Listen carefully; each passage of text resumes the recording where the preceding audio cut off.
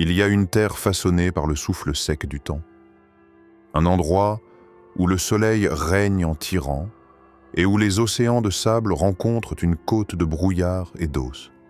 Des millions d'années de sécheresse ont sculpté un paysage d'une beauté brutale où la vie s'accroche aux marges les plus étroites de l'existence. Ici, l'eau n'est pas une ressource, c'est un miracle. Et l'ombre est un luxe éphémère. Chaque jour est une guerre contre la soif et la faim. C'est le terrain où les limites de l'évolution sont testées, où les géants apprennent à marcher en silence, où de minuscules sociétés font la guerre au ciel, et où le poison n'est qu'un autre mot pour la vie. C'est l'histoire de la résistance poussée à l'extrême. C'est la Namibie. La bataille pour la survie ne fait que commencer. Pour ne pas manquer un seul instant de cette lutte au bord du précipice, abonne-toi et active la clochette. C'est la seule façon de t'assurer de ne perdre de vue aucune de ces créatures dans l'impitoyable Namibie. Sous le soleil impitoyable du désert du Namibe, où les dunes de sable rouge rencontrent un ciel bleu cobalt infini, un architecte du paysage évolue. Ici, dans le fourneau namibien, la survie prend une dimension colossale. C'est l'éléphant du désert.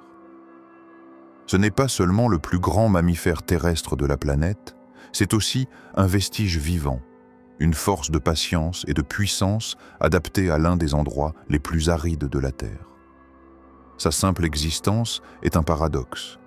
Un corps qui peut peser plus de 6000 kilos et avoir besoin de jusqu'à 300 litres d'eau. En une seule journée, survit dans un endroit où la pluie n'est qu'un lointain souvenir. Poussés par un besoin implacable, ces géants parcourent des distances impressionnantes, couvrant parfois plus de 70 km en une nuit, suivant des cartes invisibles gravées dans la mémoire de leur matriarche. Ce sont des schémas de migration ancestraux, des itinéraires qui relient des points d'eau souterrains qu'elle seule s'est trouvée. Leur peau, épaisse et craquelée, n'est pas seulement une armure, mais aussi un radiateur. Ils utilisent leurs énormes oreilles, irriguées par un réseau complexe de vaisseaux sanguins, pour dissiper la chaleur torride. Ils passent une grande partie de leur journée à chercher sans relâche de la nourriture. Leur régime alimentaire est un modèle de résistance. Herbes desséchées, écorces fibreuses et feuilles, les feuilles d'acacia épineux. Leur trompe, fusion du nez et de la lèvre supérieure avec plus de 40 000 muscles, est un outil d'une précision étonnante. Elle leur permet d'arracher un seul brin d'herbe ou d'abattre un arbre pour accéder aux racines humides qui se cachent en dessous. La famille, dirigée par la femelle la plus âgée, est sa force. Elle est la gardienne du savoir. Sa vie est la bibliothèque qui maintient le troupeau en vie. Elle apprend aux jeunes ou creuser dans les lits, à sécher des rivières pour trouver de l'eau filtrée, un effort qui crée des oasis temporaires, mais cette terre ne pardonne pas. Un jeune éléphant, qui dépend encore du lait de sa mère, marche dans son ombre, petit écho vulnérable de sa grandeur, luttant pour suivre le rythme d'une marche sans fin. Chaque pas est un pari contre la déshydratation. Chaque jour, une leçon de résistance apprise dans la Namibie impitoyable. L'effort titanesque de l'éléphant ne passe pas inaperçu. L'eau qu'il extrait, avec tant de peine des profondeurs du lit, asséchée de la rivière, est un phare de vie. Une invitation ouverte dans un paysage fermé. Et là où il y a de l'eau, l'opportunisme surgit inévitablement. Émergeant des kopje, ces anciens îlots de granit qui s'élèvent comme des miradors au-dessus de la plaine, arrive une société différente. C'est la troupe de babouins Chakma. Bruyants, intelligents et perpétuellement vigilants, ils sont l'intelligence rusée de la savane. Une bande organisée régie par des lois sociales aussi strictes et implacables que le désert lui-même. Leur monde n'est pas défini par leur taille colossale, mais par une politique complexe et une stratégie sociale. Ils vivent dans une hiérarchie rigide et souvent brutale. Au centre de ce drame social se trouve le mâle alpha, un formidable brute de 15 kilos avec des canines qui rivalisent en longueur avec celles d'un léopard, son principal prédateur. Cependant, son pouvoir est rarement absolu. Il se maintient non seulement par la force brute, mais aussi grâce à un équilibre d'alliances stratégiques, d'intimidation calculée et à la faveur des femelles de haut rang. Les femelles forment le véritable noyau de la troupe, un réseau complexe de lignées où le statut est hérité de la mère. Leur vie est consacrée à la survie de la génération suivante et à la navigation dans les dangereux courants sociaux du troupeau. Elles passent leur journée dans un état d'alerte permanent. Alors que certaines retournent les rochers de leurs mains habiles et puissantes à la recherche de scorpions, d'insectes ou de racines nutritives, d'autres surveillent depuis des points élevés. Leurs yeux perçants scrutent l'horizon, non seulement à la recherche de nourriture, mais aussi de la menace toujours présente qui rôde dans l'ombre des acacias. L'adaptation est essentielle. Ils ont des poches dans les joues, un système de stockage vital qui leur permet de ramasser rapidement de la nourriture dans les zones exposées et de se retirer dans la sécurité des falaises pour manger. Mais le plus grand danger vient souvent de l'intérieur. Un jeune mâle, enhardi par la testostérone, peut défier un supérieur, déclenchant une explosion de violence qui réaffirme l'ordre établi. Un petit, s'agrippant désespérément à la fourrure de sa mère, apprend les règles complexes de la société dès son premier souffle. Dans ce jeu de survie sociale, un faux pas ou un allié perdu peut signifier l'exil, ce qui, dans l'impitoyable Namibie, équivaut à une condamnation à mort presque certaine. Mais la vigilance dans cette terre impitoyable n'est pas l'apanage des grands primates. Alors que les babouins surveillent depuis le haut des rochers à la recherche de léopards, un drame de coopération et de sacrifice se déroule au niveau du sol sous le même ciel brûlant. Dans les plaines sèches et sablonneuses, un autre type de société, plus petite mais non moins complexe, mène son propre combat quotidien. Ce sont les suricates, membres de la famille des mangoustes. C'est le royaume de la vigilance communautaire, une fraternité forgée dans la vulnérabilité. Avec un poids à peine supérieur à 1 kilo, chaque suricate est une proie idéale pour une douzaine de prédateurs. Des aigles martiaux qui patrouillent dans le ciel aux chacals qui rôdent dans les buissons. Leur survie ne dépend pas de leur force individuelle, mais de leur confiance absolue dans le groupe, une bande, qui fonctionne comme un super-organisme unique. Leur vie tourne autour d'un réseau complexe de terriers souterrains, une forteresse de tunnels creusés dans le sol dur du Kalahari, qui leur offre un refuge contre la chaleur extrême et les dangers soudains. Mais ils ne peuvent pas rester sous terre pour toujours. Chaque matin, la bande sort pour chercher de la bouffe, une nécessité dangereuse, et c'est là qu'entre en jeu leur stratégie la plus emblématique, la sentinelle. Pendant que le gros groupe se disperse, ratissant le sable de ses pattes agiles à la recherche de larves de coléoptères, de termites et de scorpions venimeux, qu'il a appris à désarmer avec une rapidité et une précision étonnantes, un individu prend le poste de garde. Il grimpe au point le plus élevé qu'il peut tôt trouver, souvent une termitière ou la branche d'un buisson mort, et se dresse sur ses pattes arrière, immobile. Ses yeux sombres, entourés d'anneaux qui réduisent l'éblouissement du soleil, scrutent l'horizon et le ciel.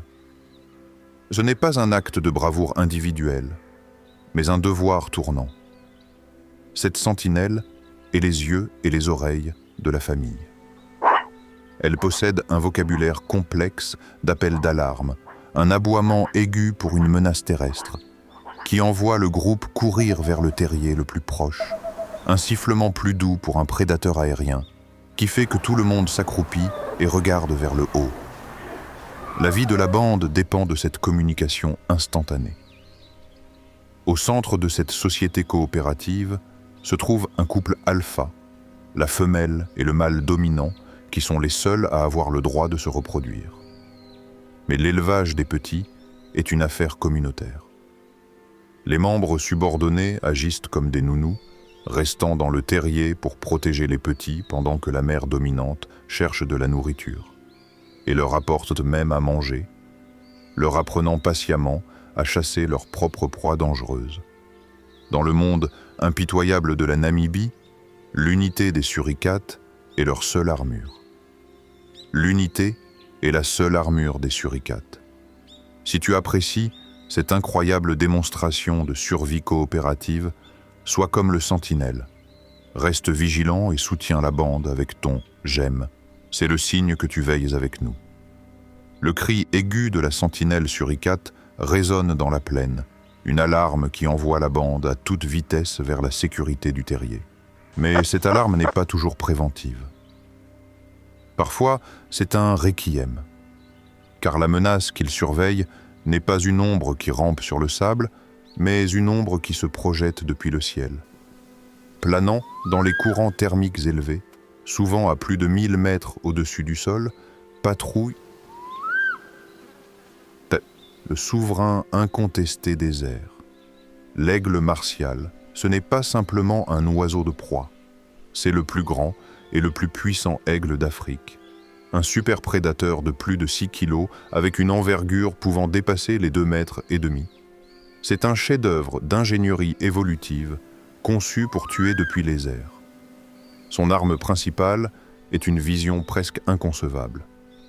Ses yeux, proportionnellement beaucoup plus grands que ceux d'un humain, agissent comme des télescopes biologiques, capables de détecter le moindre mouvement d'un suricate ou d'un faon à plus de 5 km de distance. Il passe des heures à décrire de larges cercles, points presque invisibles contre le soleil brûlant, chevauchant les colonnes d'air chaud avec une efficacité énergétique absolue, attendant patiemment le moment parfait. Contrairement aux autres chasseurs, l'aigle martial attaque depuis une hauteur impressionnante. Lorsqu'il repère sa proie, il replie ses ailes et se lance dans un piqué contrôlé, une balle de plume pouvant atteindre des vitesses de plus de 200 km à l'heure. L'impact est dévastateur. Ces cerfs, de la taille d'une main humaine, sont conçus non pas pour saisir, mais pour écraser. La griffe arrière, un éperon de plusieurs centimètres, peut exercer une pression de plusieurs centaines de kilogrammes par centimètre carré, tuant la proie presque instantanément. Son menu est un catalogue de la vie de la savane, varances du Nil, francolins, jeunes babouins arrachés à leur mère et même de petites antilopes comme les duikers. Pour la bande de suricates, il représente la terreur soudaine, un destin qui tombe du ciel sans prévenir. Cet aigle est tellement dominant qu'il construit son nid, une énorme plateforme de branches qui peut peser plus d'1 tonne, au sommet du plus grand arbre ou sur des pylônes artificiels. Un trône d'où il règne sur un vaste territoire de chasse, l'incarnation même de la mort ailée en Namibie.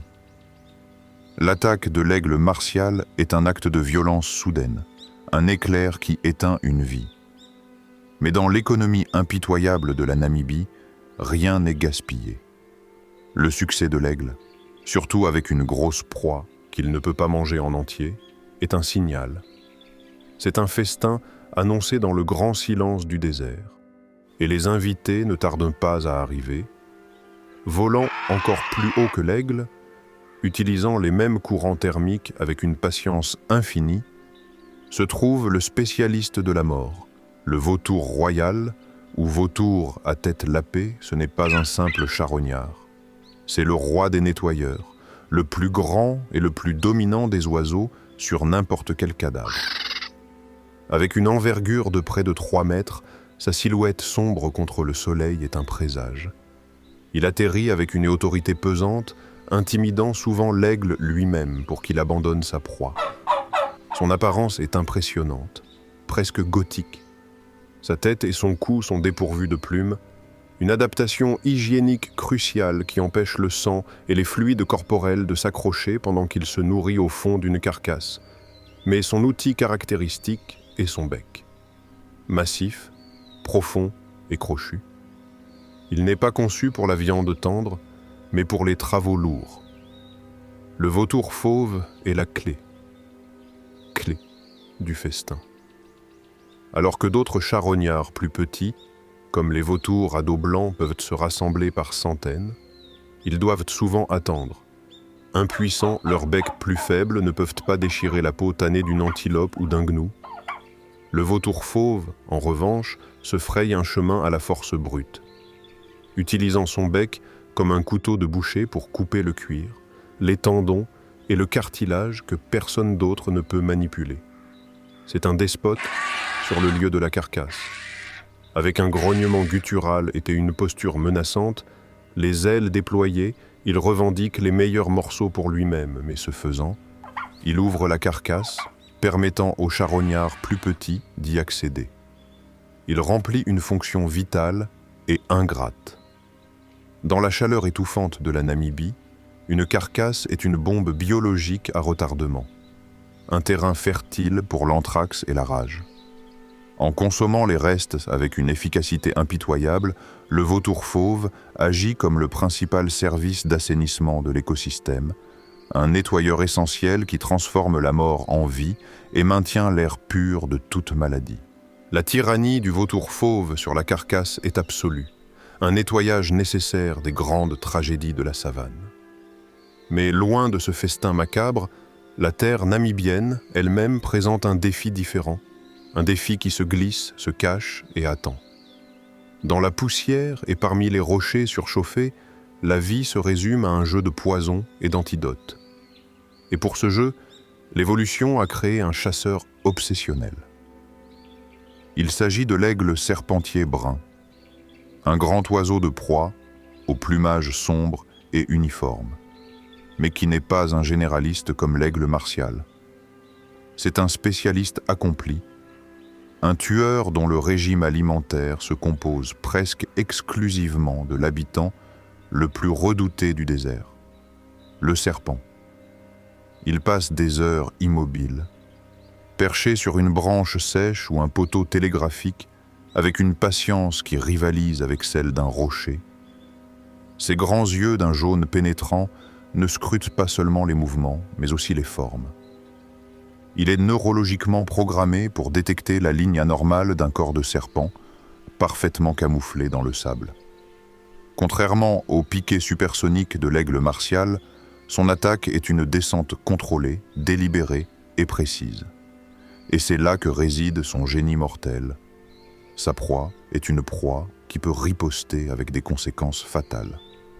Cobra cracheur, vipère sifflante et même mamba rapide. Pour lutter contre cela, l'aigle serpent est blindé. Ses pattes ne sont pas recouvertes de plumes délicates, mais d'une mosaïque complexe d'écailles épaisses et superposées, aussi dures qu'une cotte de maille. C'est une armure biologique impénétrable. Il fond sur le serpent, les pattes en avant visant avec une précision mortelle juste derrière la tête. Ses serres ne sont pas des aiguilles, mais un étau. Il serre avec une force implacable, conçue pour écraser la colonne vertébrale et le crâne en un instant, neutralisant ainsi la menace du venin avant qu'il ne puisse être utilisé. Il ignore les coups désespérés du serpent contre ses pattes blindées. Une fois sa proie maîtrisée, il l'avale souvent entière. Un long ruban reptilien disparaissant dans sa gorge. Parfois, alors qu'il reprend son vol, rappelant sa domination absolue sur le venin de Namibie. La maîtrise du serpent par l'aigle brun est presque totale. Ses pattes blindées et ses réflexes rapides en font le cauchemar de la plupart des reptiles. Mais même pour ce spécialiste blindé, il existe une proie qui fait pencher la balance, un adversaire où une seule erreur de calcul ne signifie pas une blessure, mais la mort en quelques minutes. C'est le spectre des broussailles, l'incarnation de la vitesse mortelle, le mamba noir. Sa réputation est légendaire, et dans l'impitoyable Namibie, elle est bien méritée. Ironiquement, son nom ne décrit pas la couleur de sa peau, qui est généralement gris-olive ou brun, un camouflage parfait contre le sol sec et les branches basses. Le noir est un avertissement réservé au dernier moment. L'intérieur de sa bouche, un abîme sombre comme du goudron qui contraste vivement avec ses crocs. C'est une démonstration de menace qui signifie « ne t'approche pas ». Ce serpent se définit par deux attributs, la vitesse et le venin. C'est le serpent terrestre le plus rapide de la planète, capable de glisser sur des terrains accidentés à des vitesses dépassant les 20 km à l'heure. Il ne rampe pas, il coule, souvent avec le premier tiers de son corps de 3 mètres dressé au-dessus du sol. Une apparition fantomatique qui teste l'air avec sa langue fourchue, mais sa vitesse est surtout un moyen de fuite. Sa vraie arme, c'est de son venin. Contrairement aux vipères, le mamba noir est un élaphe, et son venin est l'une des neurotoxines les plus puissantes qu'on connaisse. Il ne détruit pas les tissus, il attaque le système nerveux central. Une fois injecté, il se propage rapidement, interrompant les signaux entre le cerveau et les muscles, provoquant une paralysie et, de manière critique, une insuffisance respiratoire. C'est une créature d'habitude qui utilise souvent le même monticule de termites creux ou la même fissure dans la roche comme repère pendant des années. Il chasse les petits mammifères, comme les damans des rochers ou les rongeurs. Contrairement à un constricteur, sa chasse est un travail d'une efficacité clinique. Une seule morsure, un retrait rapide, puis il suit la trace chimique de sa proie pendant que le venin fait son effet. Malgré son arsenal redoutable, le mamba noir est de nature nerveuse et préfère éviter la confrontation. Mais s'il se sent acculé, sa défense est terrifiante. Il se dresse, gonfle une petite collerette autour de son cou et ouvre sa bouche sombre. Et il ne mord pas une seule fois. Il attaque avec une série de coups incroyablement rapides, injectant une quantité mortelle de venin à chaque morsure. C'est la mort rapide, le tueur efficace que même l'aigle serpentier hésite à défier. Mais la mortalité en Namibie ne s'annonce pas toujours avec la rapidité d'un fantôme. Si le mamba noir est un tueur qui poursuit sa proie, le désert abrite une horreur plus statique, un maître de la patience dont le danger ne réside pas dans le mouvement, mais dans l'immobilité absolue. C'est le serpent cracheur. C'est le prédateur embusqué par excellence, une mine terrestre biologique. Contrairement au corps mince et athlétique du mamba, le serpent cracheur est épais, lourd et construit pour l'inertie. Son arme principale est un camouflage presque parfait.